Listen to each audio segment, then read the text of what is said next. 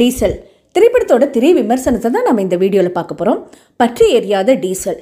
வடசென்னை கடற்கரையின் கச்சா எண்ணெய் குழாய் மீனவர்களின் படகு போக்குவரத்தை பாதிக்கிறது. குழாயில் இருந்து எண்ணெய் உறிஞ்சி கள்ளச்சந்தையில் விற்று மீனவர்களுக்கு நல்லது செய்யும் வளர்ப்பு தந்தை மனோகர் வழியில் வாசு. மீனவர்களின் நலம் காக்க காவல்துறை, முதலாளி மற்றும் அரசுடன் மோதும் வாசுவுக்கு வெற்றி கிடைத்ததா? இயக்குனர் வெற்றிமாறன் தன் குரல் வழியே கதைக்களத்தை அறிமுகம் செய்து வைக்கையில் நிமிரும் முதுகுகள் அடுத்த அரை மணி நேரத்தில் தொட்டாச்சினிங்கி இலையாக குறுகிவிடுகின்றன. ஹரிஷ் கல்யாண், வினய், சாய்குமார் உள்ளிட்ட அனைவரும் குறுகிய நம் முதுகுகள் மீண்டும் நிமிராமல் பார்த்து கொள்கின்றனர்.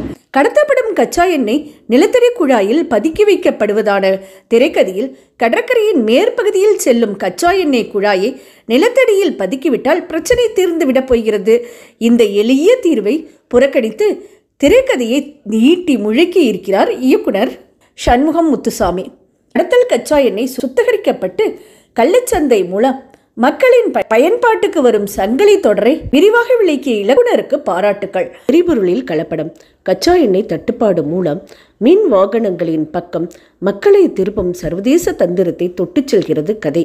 எரிபொருள் அரசியல் பற்றிய இக்கதை அனல் வீசும் அழுத்தமான காட்சிகள், வசனங்கள் இன்றி மேலோட்டமான சமூக அக்கறை பேசும் படமாகவே தெரிகிறது.